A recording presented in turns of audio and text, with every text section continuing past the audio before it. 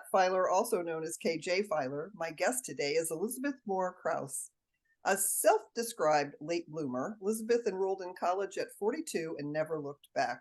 6 years later, she graduated with her MA in English literature. She retired in 2019 from a much-beloved teaching career at Ventura College. During her travels, Liz keeps journals, which post-trip become placeholders in her bookcase. Then COVID hit. 5 jigsaw puzzles later, she was left with no other choice but to retrieve her most recent journal from the shelf and begin writing 3 Sisters, 3 Weeks, 3 Countries, Still Talking, which is her debut novel.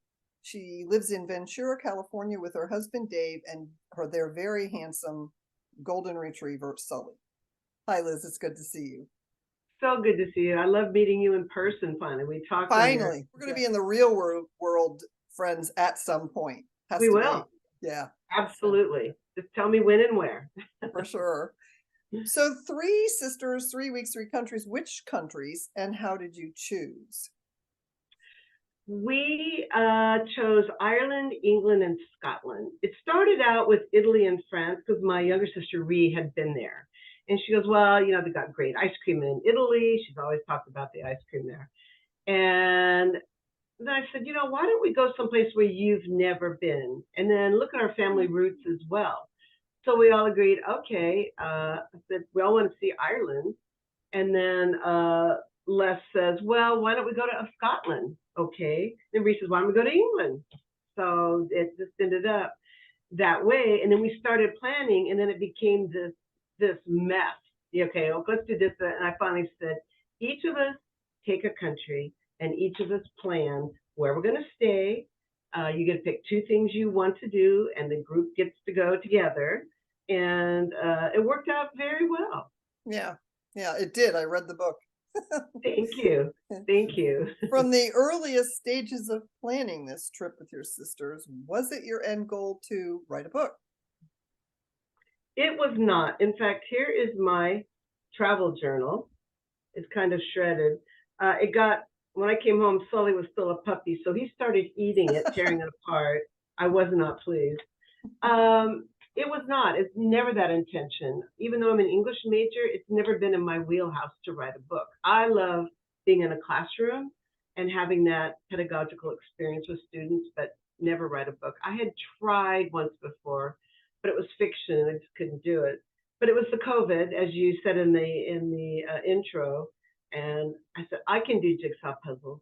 And after, because Les and Ree love them, I can do it. And the fourth one, I said, I cannot. So it was COVID and the isolation that brought me to this. It was a perfect storm for me. Otherwise, I would have never written the book. Yeah. Were you isolated from your sisters at that point, or were you guys living Yeah, everybody was on lockdown. Yeah, absolutely. Yeah. But we would FaceTime. Ree is in a town called Ojai, and she's probably a half hour north of me. And Les is in Southern California in Riverside, and she's about 2.5 hours south of us. Okay. So yeah. We get together every 6 months when Les needs her roots dyed. We all go to the same woman in Ojai. Oh, so how she nice. Up, and we all go up and entertain each other when one of us or all of us are getting our hair done. Oh, that's really nice. So you didn't always want to write? No. Okay. Yep. All right. So you and your sisters were really confident in your relationships, but on any trip, things happen, leading to hilarity and life lessons. Can you speak to that a little bit? I can. First of all, I want to preface that with is that the fact that, and I started the book about talking about how we grew up camping and how the stakes to our family tent, which we spent a lot of time in with the weather, was always laughter. We found something to laugh, and that's what our parents modeled for us. So we've got a lot of great stories. We're willing to laugh at things. And as things ensued, let me backtrack here. So that's when I started, let's make a metaphorical tent in case something goes wrong with us. We have a place to huddle, regroup, and reconsider. So we all agreed on that. And we found ourselves able to laugh at things that most people would not be able to. I remember I think it's our first day in Dublin, and we finally find this grocery store that is an experience in itself, cost cutters. And we're exhausted. We've got off the plane just a couple hours early, and that's a 12-hour flight for us. And we're walking home. It's starting to rain. The wind is blowing. It's like on the Weather Channel when they're, Jim Cantori, and bags in each hand. And a man comes up to us and he goes, how are you ladies doing? We could hardly understand him. I said, well, we're trying to find our way back to, he goes, oh, follow me. And all three of us follow him down this alleyway. And it's like, what are we doing? Yeah. So we got home and locked the door. I'm sure he bolted it. I'm sure he's a nice guy. Yeah. But just different things that came up. My room had a long, tall, narrow window. I couldn't unlock it. It had the weirdest little latch, and it was like a upside down ice cream cone, and I couldn't unscrew it. So I stood one foot on the bed, another foot put on a vanity chair, which wasn't made for this, and flung myself up on the windowsill. And that's what I realized the man across the way was looking in the window. So, just things like this. When we got to England, things kind of fell apart because Rhea and I realized that we should not have left on her own volition. She hadn't traveled very much. We said, you can do it. You can do this. You can do this. And ask for help if you want it. Well, of course, when we were on the trip, Les never asked for help, so we thought all things were great. But all the stares and disappointment, we were all in one tiny room together when Les was sure she was going to have her own room. So, but you know what happened, Kat, is that a lot of things came out that if we had not taken that room and kept that room, we would have missed out on some experiences with each other, plus learning about each other, things that went way back in our past.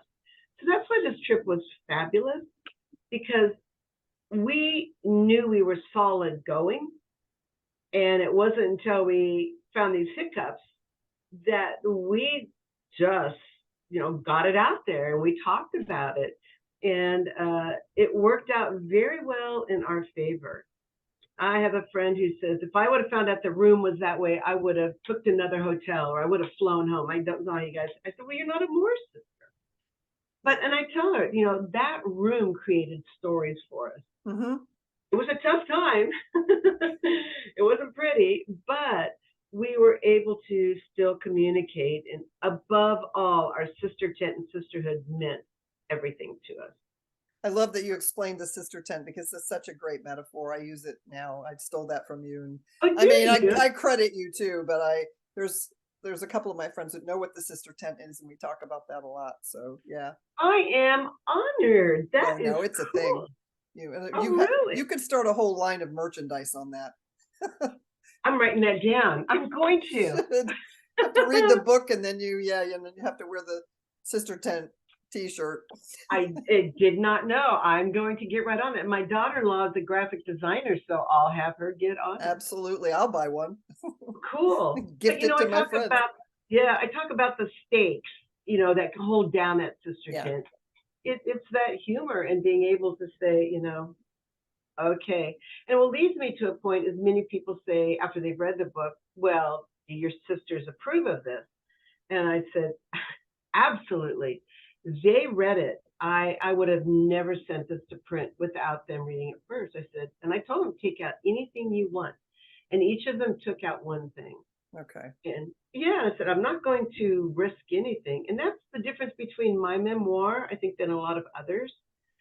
A lot of memoirs are written by an adult who goes back and revisits their horrific childhood, which I am sorry that they experienced that.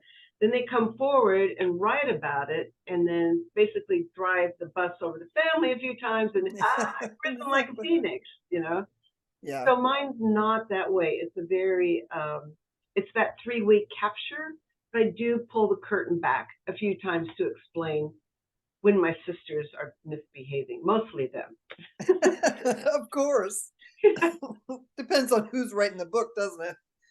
It does. Thank you very much. Because, I kept this journal, and at one point, Rhea, the youngest, so Rhea's the youngest, I'm the middle, Les is the oldest.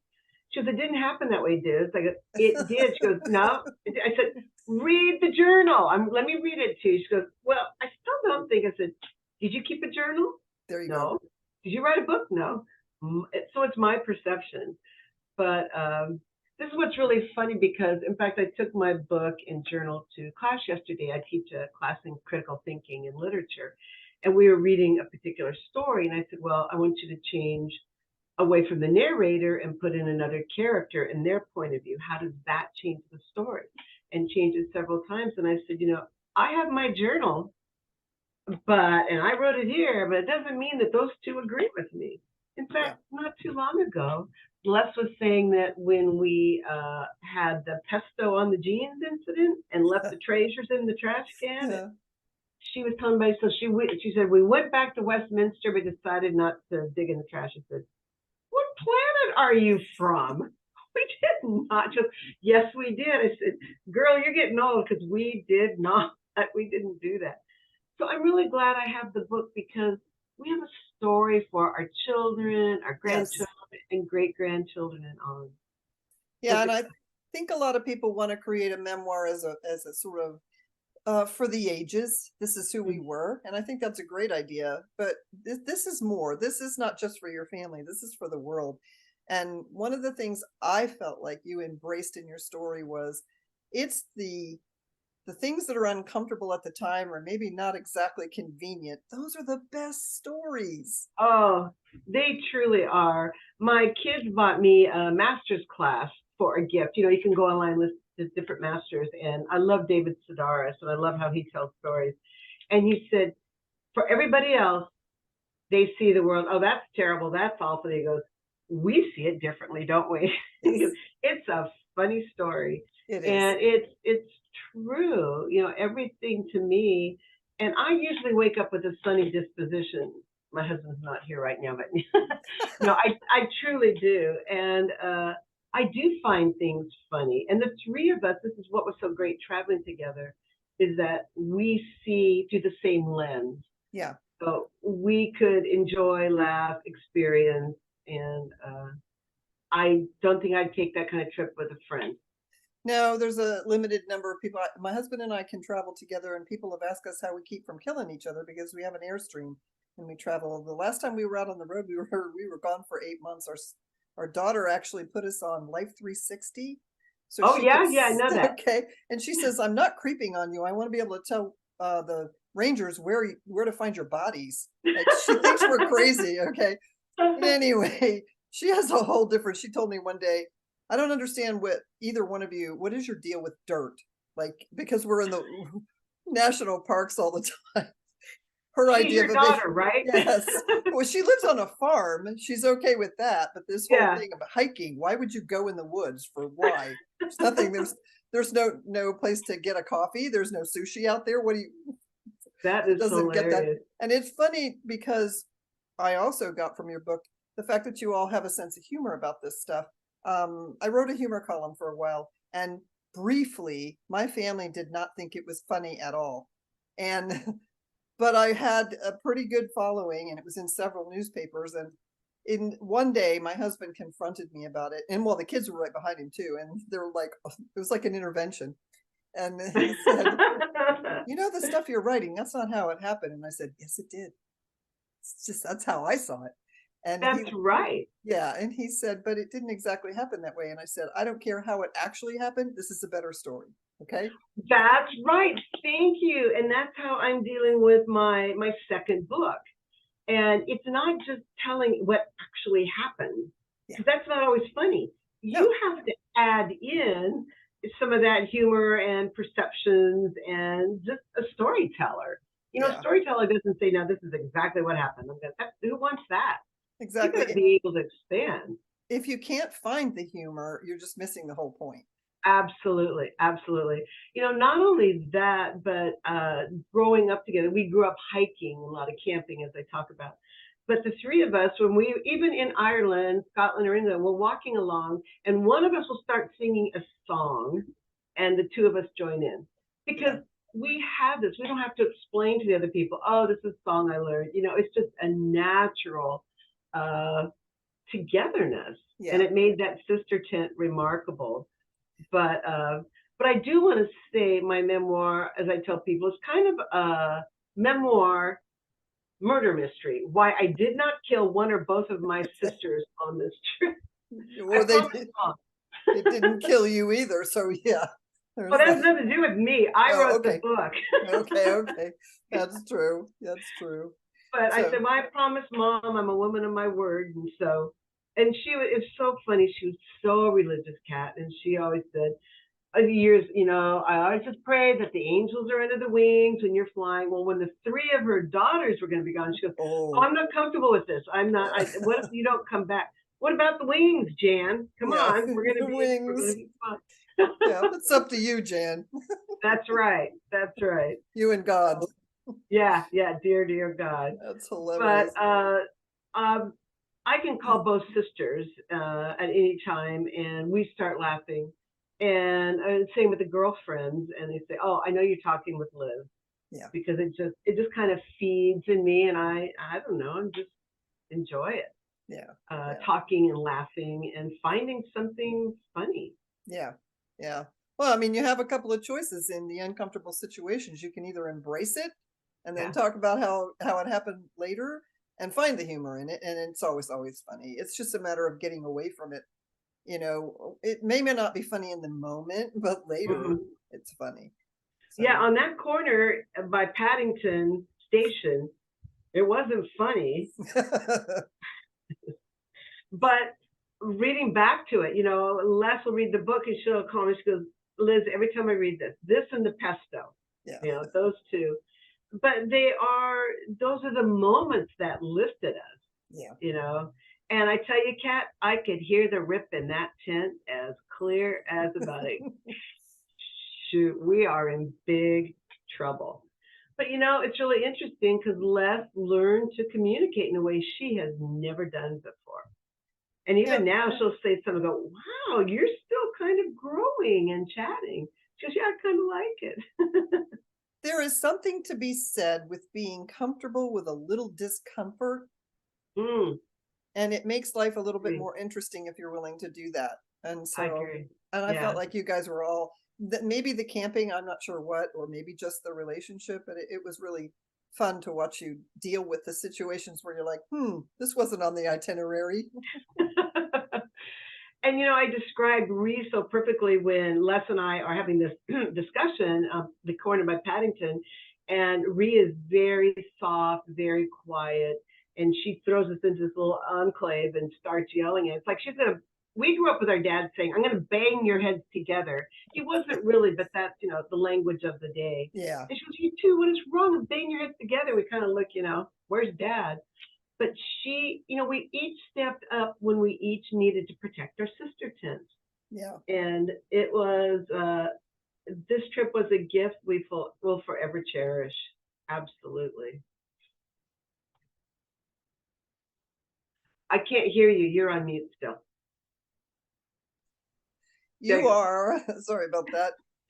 So you are both an author and an educator. Can you talk a little bit about that journey? I'm happy to share this because I share it the first or second day with my students, and I teach at a community college, so you have a wide variety of students when it comes to age. But in fifth grade, I was told I was stupid and I couldn't do my times table. Oh, gosh. So the teacher said, you cannot go out to recess until you learn your times table. Well, recess to me in fifth grade, I was 5'10", and I wanted to play tetherball. If there was Olympics in tetherball back then, I would have won. So well, okay, I can't play tetherball. So I cheated. I don't remember how I cheated, but I suddenly accomplished my times table and got out and played. But that became my truth that I was stupid. I took those words, Wow. not all the other good words I heard, but this, and I believed them, became my truth. And my son was, I think, a junior or senior in high school. And I decided I'm just going to go to a little community college down the street. I want to accomplish finally conquering my times tables. And I took the very basic English, very basic math. And halfway through, the instructor said, I need to talk to you outside, Liz. Now I'm 42. And I said, go outside. She goes, I need to talk to you about how you're doing in class. I start crying. She goes, Oh, what is wrong? I said, you found out I was stupid and I have to leave. She goes, what are oh, you talking about? I said, well, I'm stupid. She goes, explain that. So I told her, she goes, Liz, this class is working independently and you're farther than anybody else. And I don't know why you're in this class. And I told her, I said, I struggle. So Ventura College, where I ended up going back to teach, has a very strong testing center. So I went through 2 days testing, and Kat, when the teacher showed me my results, seeing the results, it was go from there. Everything had been like, now I'd never been to college before. Everything had been like as though I'd completed my PhD, wow. except in math. I was around the 5th, 6th, 7th grade. That was just stuck. And it wasn't so much the math, it was because I have a short-term learning disability. Mm-hmm. So he said, so then the tester said, what you need to do is take notes, go home, type them up, and it will store it in your long-term memory. Changed my life. Yeah. Changed my life. There was no stopping me. I went and earned my AA, my BA, my master's, and I returned to that same college and taught there for 20 years. And that's where I'm back now. You and I might And have to do 23andMe because I think we're related. same story for you? Yes, actually. And what was more was my father was a college professor. He was a math teacher. Okay. Oh my. So I was a real embarrassment. But you struggled at math as well. I did, and I recently found out that it's a short-term disability. It's an issue because I can read something once and quote passages, whole passages. I knew the whole soliloquy in high school, like, that was fine. But Wow. give me a number and I can't hold it. So, when they give you these 3-step things and they give you a number that's like this long, Yeah. I have to make no more than 5 numbers out of it, and it can't be more than 3 long. So instead I of, make a song out of it. oh, Yeah. that's a good idea. I make Yeah. a song out of it. Yeah. Yeah, but my husband told me one day, he says, well, just think 92, 61, 43. Okay, not instead of that whole number, cut it up. And oh, yeah. And he says, you can remember a phone number. So just make it that long or make it into something like that. So, and that's the other thing I do is I turn them into phone numbers if they can be, so that Oh, I that's a can good remember. idea. Yeah, it's like you're going to call somebody. So, Yeah. That's isn't, cool. isn't that Although, weird? can I put it in my cell phone? I don't remember anything. Yeah, exactly. Actually, I don't know how you are, but I don't have anybody's phone number anymore. Somebody asked me for my daughter's phone number, and I said, I don't know. And I get Yeah. my phone out, and she's like, what are you doing? And I said, it's a button. I don't know what the number is. Yeah, anyway. So yeah, numbers. Yeah. Both of my brothers were put to the back of the classroom and just ignored. And there was years ago a song about the Dodgers when Sandy Koufax and all these other players, and it was early rap. It was sung by Danny Kaye. Remember Danny Kaye? Yeah. And he could sing this all about the Dodgers. And my younger brother knew this song inside and out. And my parents said, well, so teacher, he knows this, but why do you put him in the back of the classroom? Well, he can't remember things. He's not real bright. Because teachers said those things back then. Yeah, they did. But I remember being in geology class as I continued with my degree, and I had to identify rocks. So I made him a song. And I asked the professor, I said, can I sing a song while I'm looking at these rocks? He goes, do whatever you want. So I'm saying, okay, granted in.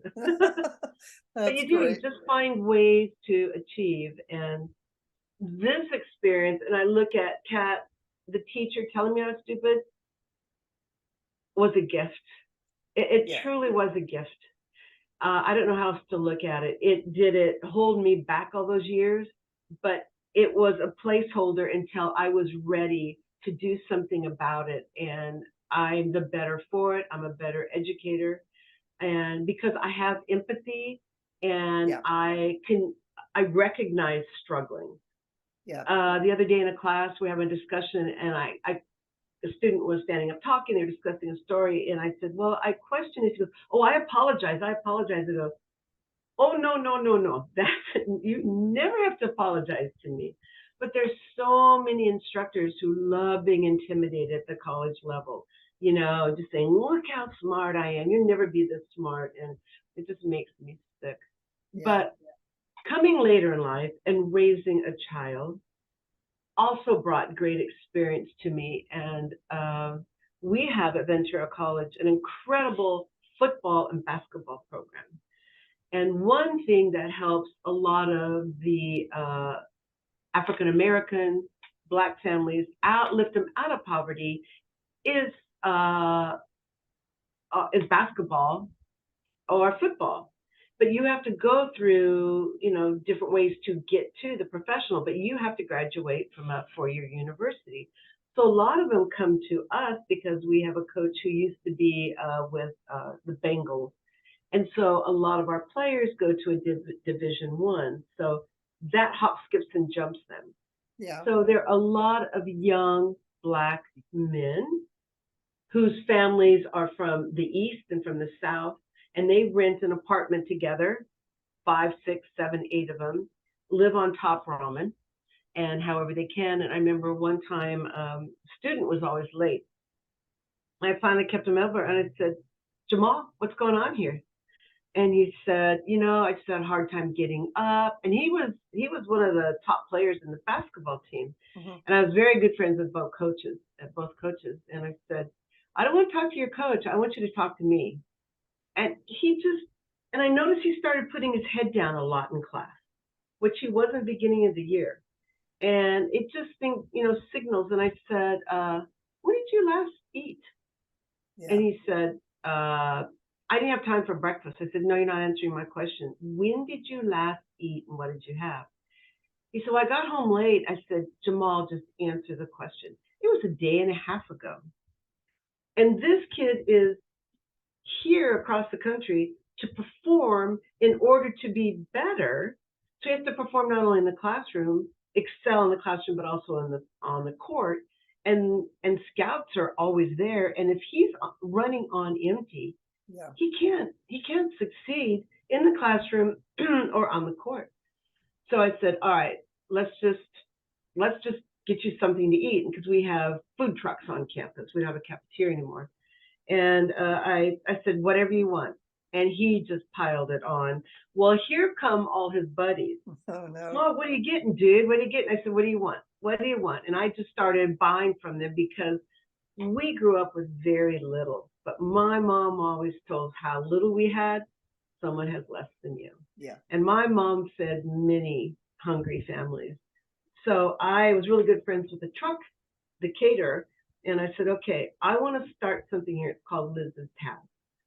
So Dave and I would give Peter a few $100, $400 or $500 every month, and he would match it.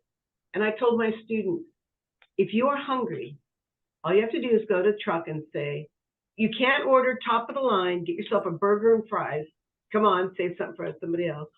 And just say, then put it on Liz's tab, and you won't have to pay for it. Are you sure? Yes. You're positive it's not a trick? No. And I said, and by the way, if you're sitting here and you got a nice watch, you got a nice car, and you buy something there, if you would leave your change, that would help me help others. Or if you feel like living a couple dollars for Liz's tab, and a lot of students started doing that. Yeah. So it created this feeling of community where these students weren't hungry and these students who had food. And I said, and by the way, if you're in the car smoking pot and you got the munchies, no, this isn't made for you. But if you've skipped breakfast once in a while, this is for you too. But it was very successful. It got expensive, but it was worth it. And after I retired, I was still helping some of the football players, and this one kid was struggling, and so I was helping him with his English. And he said, well, what's your name again? I said, well, Professor Kraus, call me Liz. And he goes, okay. I said, I brought some food. He goes, you know what? There was somebody here who had Liz's tab. And he goes, that's the only way I got through school that last semester. Wow. I said, that's me. And he's a 6'8" kid. He goes, can I hug you? You don't know what you did for me. It's like, yeah. That's what matters, Kat. Yeah, it does. That's what matters. That's all that matters. Is that still ongoing? No, when I retired, I stopped, but we have a new dean in my department. And so she was very curious about it, has reached out. So she goes, Liz, been around high school kids. She said, let's get together. She goes, I really love that program, and let's figure out something together. Yeah. So yes, I'm going to start something up, a hybrid of that. So, But you know and what, Kat? I put out messages to teachers, to staff. Hardly anybody helped. yeah, Yeah. it's in that stuff is so necessary right now. Kids are trying to get through school. College is very expensive, but also, especially you were helping kids that were away from home. It's such Yes. a thing, you know. I mean, Yeah. it's scary to start with. Now they have at least the courage to try to do that, and the last thing you need to be dealing with is hunger. It So yeah, is. It is. And it was really cute because Jamal, his mom called right when he started no, eating. He goes, "Mom, I can't talk, but talk to my professor here." Oh, okay. Lovely woman. I think she was from Mississippi and a strong accent. And she said, "Well, talking." I said, "Well, Jamal, done eating." And I walk away. He goes, "Mom, she bought me some food." And I just started crying. It's just like, can you imagine being a mom, sending your kid across the country, and you just hope and pray. First of all, Black yeah, and mostly white community here, and you just want to make sure your kid's going to be okay. yeah, Oh, yeah, yeah. absolutely, yeah. Oh, you have any other passion projects going on? Well, you mentioned my golden retriever, Sullivan Sully, James, he is Sully. quite the little sensation on the internet. He is. He's getting quite the following. It's really cute because we've always had Goldens, but we rescued.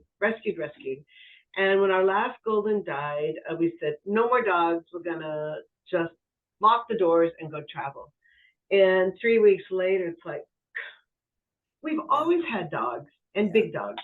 So I've been in touch with a high school girlfriend. I knew she had a golden retriever, and she got us in touch with this breeder, um, and went out. And so happened she had the bitch and the stud, which isn't too common. So you get to see what you're going to get. yeah, And she said, "Well, you're fifth in line, and we don't know what a litter will be." And I said, "Fine, I see what's here." And the bitch was pregnant, and she called, let you know it's pregnant. And a month later, she said it was a false pregnancy. oh, So she said, everybody in line before you, I've sent them to different breeders. They have puppies, and you want to move on to another breeder? I go, nope, I'll wait. And I don't wait for anything, Kat. I am not patient. I open presents early. I've always opened Christmas presents and tried to rewrap them, so I'm not patient. But I just had a feeling, this was a good, and we had first pick. And she was a very careful breeder. She goes, I want to see the personality of the dog to match the owners, and fell head in love with Sully right away.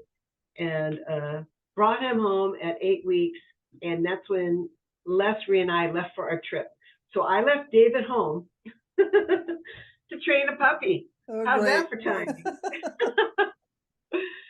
So David field trained Goldens. He's been an expert trainer. And by the time I got home, we had a string of bells on the back door. By the time we got home, Sully knew to ring the bells to go outside. And he's just been a great dog. And we put him in at a year and a half into therapy dog training, which they don't usually do until they're 2. But because he was so Mr. Mellow, they said, let's take him in. So we started the first 6-week session, and then COVID came. And I thought, just forget it. I'm writing the book, not interested anymore. It's too much of a commitment. And the woman who runs it after COVID, she goes, Liz, Sully is just remarkable. I need him because other people, backed out. And so I went with her to 911 operators, to some colleges and such. And she goes, you need to finish your, training him. I don't think so. She goes, Liz, do us all a favor. He's meant to do this. And you know what, Kat? I realized that he wanted that job. Yeah. He was just meant for it. He loves it. Because as soon as you put his scarf on and say, okay, you're going to work, he just shifts and he just sits there. I posted a picture the other day of we were at the mailbox, and a 13-month-old little girl came up to him, and I just have him sit. She's poking his eyes, his nose, his mouth, and I just say, you're at work. But he's mellow anyway. And I've never loved a dog like him. I tell you, Yeah. he's Well, and amazing. it's nice of you to share him with the world because he is, we see the the little stories and stuff, and he's just so sweet. So yeah. Well, I keep hearing, write a book, write a book. I don't know how to write a children's book or a book about a dog. So this is me kind of writing a book. But he's a product of incredible breeding, and really, in fact, our son says, I think you love him more than me. I go, oh yeah, we absolutely do. Yeah. No doubt about it. So that's really a pet project of mine, and to be available when, especially at schools, the summer school this summer we went to a high school, and a girl came up to him and she was just crying. She said, can I hug your dog? And I said, yes. She sat down crying, and I said, what is wrong? She goes, it's so hard at home, but he feels so good. And this is what you train your dog for. Yeah. But you can't train a dog to do that. They have to have that nature. Yeah. They just have to. There was a woman in the last class that we were going through before the testing, and she had a Rottweiler. And like the woman says, she goes, nobody's going to come up to her dog and say, can I hug your dog, if they've got Sully there. Yeah. Because, people react to what a dog looks like. And this Rottweiler was strong, pulled her down a couple times, and it's like, I'm not comfortable with the dog. Yeah. So, appearances mean a lot in this case, but he's a golden. That's what he is. Well, he is a beautiful boy. Thank you.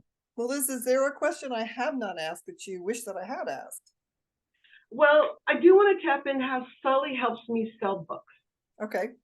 We walk every Sunday on the boardwalk down by the beach, and I always I've got bookmarks, got the QR code, talks about the book, and then my website here. But I carry them wherever I go, and people are attracted to Sully. And we'll talk and things, and then I'll say, and if I get the vibe, I don't just, to everybody, I said, do you enjoy reading? Oh, yes. And I'll just give them a bookmark. I said, well, here, I'm a local author, and I have sold many books that way because of Sully. It's a great way to introduce, to get to a conversation. I've been to many book clubs because of it, and between that and online, but I'm going more towards print ads now. Yeah. So it's a lot of work, Kat, as you know. Yes, it is. It's a monster. Never ending. But if we're almost done, I'd like to read you one quote about the sisters. Absolutely. That I wrote in my book.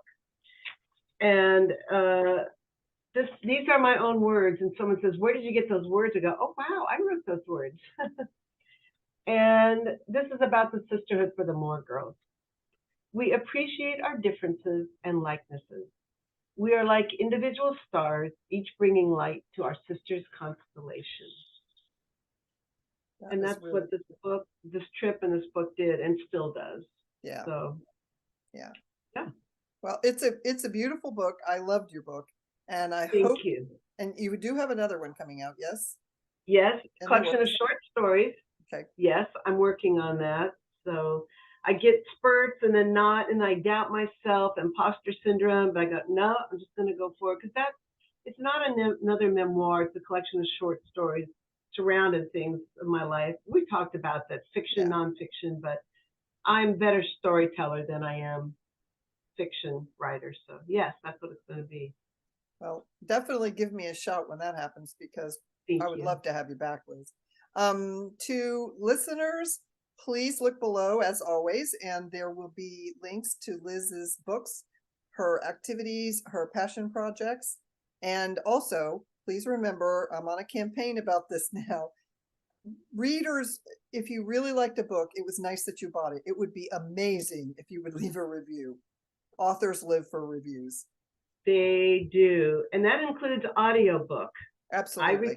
I recorded my own audiobook, and I would love for someone to, write a review about that too. But I sit back and wait patiently, and it will come my way when it's supposed to. It will. There's a 5-star coming for me because I just finished the audiobook. So thank you. Thank you very much. It was great, Liz, and we will talk again soon. Thanks. I look forward to it. Thanks, Kat. Thanks. Take care.